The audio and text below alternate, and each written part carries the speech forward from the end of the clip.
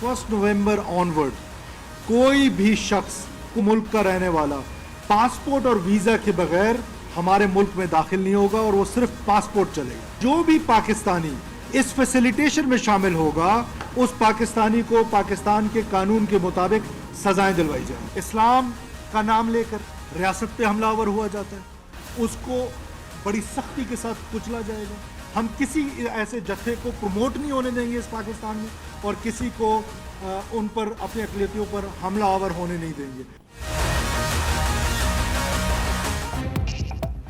अब गैर कानूनी मुकीम गैर मुल्कियों के लिए कोई गुंजाइश नहीं। 1 नवंबर तक पाकिस्तान छोड़ दें, हुकूमत की डेडलाइन। एपेक्स कमेटी इजलास में फैसले पर पूरी कुव्वत के साथ अमल कराने का ऐलान। तफसीलात बताते हुए निगरान वज़ीर दाखिला सरफराज बुगटी ने कहा, गैर कानूनी मुकीम गैर मुल्की डेडलाइन तक अपने असासे बेचकर वतन वापसी के पाबंद होंगे। डेडलाइन खत्म होने पर मुल्क बदर और जायदादें कुर्क कर दी जाएंगी। 1 नवंबर के बाद कोई भी पासपोर्ट के बगैर दाखिल नहीं हो सकेगा। गैर कानूनी शनाख्ती कार्ड रखने वालों की निशानदही करने वालों को इनाम दिया जाएगा। मजीद बोले, पाकिस्तान आइन के मुताबिक चलेगा, बंदूक के जोर पर किसी एजेंडे को तस्लीम नहीं करेंगे, किसी जुत्थे को अक़लियतों पर मुसल्लत नहीं होने देंगे। रियासत मजलूम के साथ खड़ी होगी।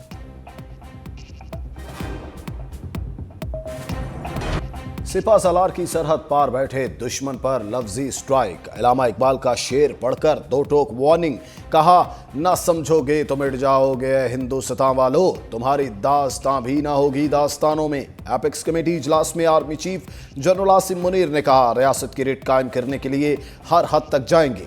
किसी भी मुल्क या किसी भी पॉलिसी से ज्यादा पाकिस्तानी कौम मुकद्दम। मसाइल का सामना करने के लिए हमें खड़ा होना होगा। उसके अलावा पाकिस्तान के पास कोई रास्ता नहीं। पाकिस्तान के पास एक ही ऑप्शन है और वो ये कि हमें इन चैलेंजेस से निमटना है। इजलास से पहले निगरान वज़ीर आज़म इनवारुल हक काकड़ और army chief general Asim Munir के दरमियान अलहदगी में मुलाकात। अभी तक हमें जनवरी से लेकर अभी तक हम पर 24 सुसाइड बॉम्बिंग्स हुई हैं। 24 सुसाइड बॉम्बिंग्स। उस 24 में से 14 बॉम्बिंग्स जो हैं वो अफगान नेशनल्स ने किए हैं। अफगानी लोग थे जिन्होंने हम पर हमला किया है। भाईचारे का नाजायज फायदा उठाने वालों की हकीकत खुल गई। निगरान वज़ीर दाखिला सरफराज बुगटी ने आदाद व शुमार सामने रख दिए। कहा, हंगू में 12 रबीउल अव्वल का दहशतगर्द हमला भी अफगानी ने किया। जनवरी से अब तक 24 खुदकुश हमले हो चुके, 14 अफगानी शहरियों ने किए। दहशतगर्दी के बेशतर वाकयात भी अफगान शहरी मुलव्विस। पाकिस्तान वाहिद मुल्क है जहां गैर मुल्की पासपोर्ट के बगैर भी आ सकते हैं। स्मगलिंग और ज़ख़ीरा अंदोज़ी की रोकथाम के लिए चेक पोस्टें बना दी। शनाख्ती कार्ड के इजरा में बहुत ज़्यादा बेकायदगियाँ हैं। गैर मुल्कियों की शनाख्त के लिए DNA टेस्ट होंगे। वज़ारत दाखिला और कौमी सलामती ने गैर कानूनी अफगानियों का डाटा इकट्ठा कर लिया। मुल्क बदरी के लिए तालिबान हुकूमत का दबाव मुस्तरद।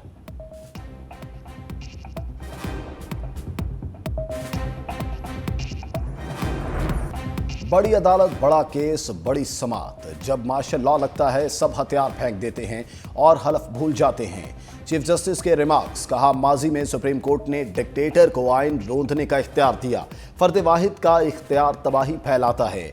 क्या आप अगले मार्शल लॉ का दरवाज़ा हमसे खुलवाना चाहते हैं? अगर पार्लियामेंट कहती है मार्शल लॉ की तौसीक गलत है तो क्या ऐसा नहीं होना चाहिए? हमें पार्लियामेंट की कदर करनी चाहिए। पार्लियामान कुछ करे तो सबको हलफ याद आ जाता है। पाकिस्तान में आइन के साथ खिलवाड़ की तारीख को नहीं भूलना चाहिए। माजी में वकलास खुद नोटिस के बेदरेग इस्तेमाल पर बहुत तनकीद करते रहे। नजर सानी में अपील का हक मिलने से आपको क्या तकलीफ है? चीफ जस्टिस के फायदे को छोड़ें, ये बताएं अवाम को क्या फायदा होगा? सुप्रीम कोर्ट में practice and procedure act case की दूसरी समात। चीफ जस्टिस काजी फाइज ईसा की सरबराही में फुल कोर्ट की कार्यवाही बराह रास्त नशर की गई। समात 9 अक्टूबर तक मुलतवी। चीफ जस्टिस ने कहा, आइंदा समात पर दलाइल मुकम्मल कर लेंगे, चाहे रात 12 बजे तक बैठना पड़े।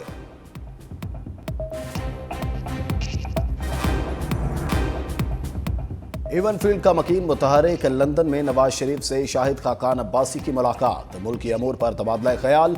मीडिया से गुफ्तगू में शाहिद खाकान बोले, इंसाफ का तकाजा है नवाज शरीफ से ज्यादतियों का अजाला किया जाए। वापसी से मुतल्लिक मुशावरत में शामिल नहीं था।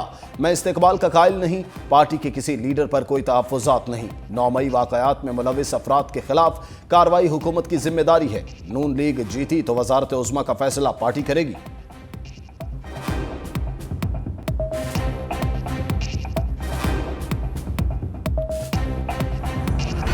राना सनाउल्लाह ने पाकिस्तान की तमाम मुश्किलात का हल बता दिया। न्यूज़ कॉन्फ्रेंस में कहा, नवाज शरीफ पाकिस्तान की ज़रूरत है, इसलिए वापस आ रहे हैं। इन्हें पाकिस्तान से जाने पर मजबूर किया गया। आज हम मुआशी तौर पर तबाही के दहाने पर खड़े हैं। कौम को ऐसे लीडर की ज़रूरत है जो मुश्किलात से निकाले। लीगी कायद 3 मरतबा वज़ीर आज़म रह चुके, उनकी कारकर्दगी अवाम के सामने। सवाल ये है कि अवाम भी नवाज शरीफ को मसाइल का हल समझते हैं या नहीं। मुबस्सिरीन के मुताबिक नवाज शरीफ के लिए मौजूदा हालात में मुकाबला करना इतना आसान नजर नहीं आता।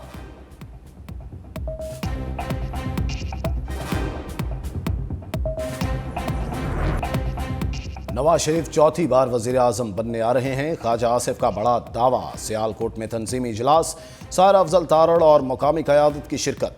साबिक वज़ीर दिफा ने कहा, मुशर्रफ दौर में नवाज शरीफ जिला वतनी से वापस आए, लेकिन इन्हें डिपोर्ट कर दिया गया। वो मार्शल लॉ का दौर था। 2018 में अपनी बेटी के हमरा वतन वापस आए।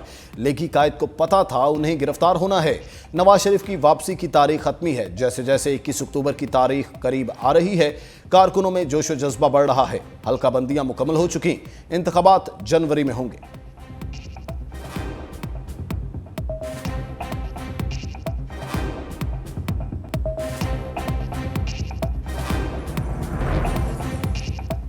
साइफर केस की समाअत आज अडयाला जेल में होगी। वजारत कानून ने NOC जारी कर दिया।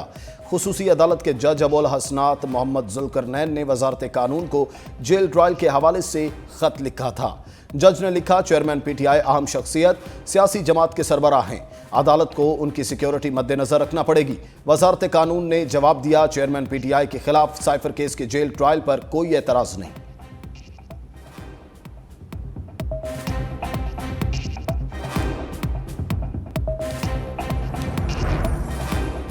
चेयरमैन तहरीक इंसाफ की जान को खतरा, बुशरा बीबी की दरखास्त समाअत के लिए मुकर्रर। सिक्योरिटी से मुतल्लिक दरखास्त पर रजिस्ट्रार ऑफिस के एतराज़ात खत्म। Chief justice Islamabad high court ने दरखास्त पर समाअत 5 अक्टूबर को मुकर्रर कर दी। 19 करोड़ पाउंड करप्शन और तोशाखाना केस में अदम पैरवी पर दरखास्त जमानत खारिज करने के खिलाफ दायर दरखास्तों पर आज समाअत। चेयरमैनशिप से हटाने के लिए इलेक्शन कमीशन में केस की समाअत 10 अक्टूबर को होगी। PTI को इंतखाबी निशान अलॉट करने से रोकने के लिए दरखास्त पर इलेक्शन कमीशन 11 अक्टूबर को समाअत करेगा।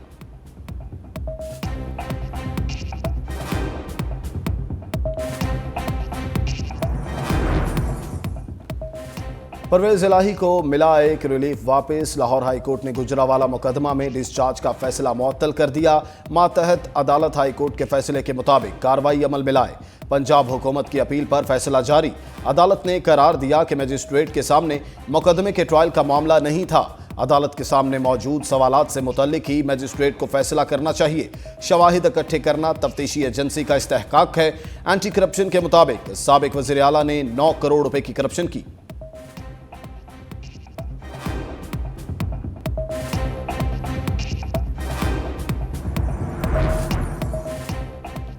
लेस्को की अनोखी मंतक, 30% से ज्यादा लॉसेज वाले फीडर्स पर बिजली 12 घंटे बंद रखने का फैसला। शाम 6 बजे से सुबह 6 बजे तक लोड शेडिंग की जाएगी। लेस्को के कुल 97 फीडर्स के लॉसेस 30% से ज्यादा।